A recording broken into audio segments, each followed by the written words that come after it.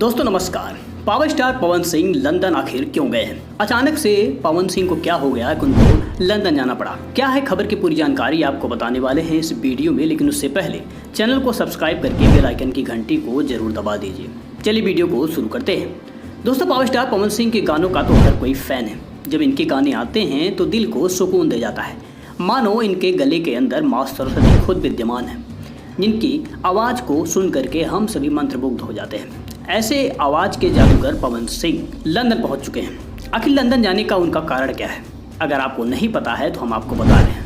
Power star Pawan Singh अपने फिल्मों की शूटिंग करने के लिए लंदन पहुंच चुके हैं।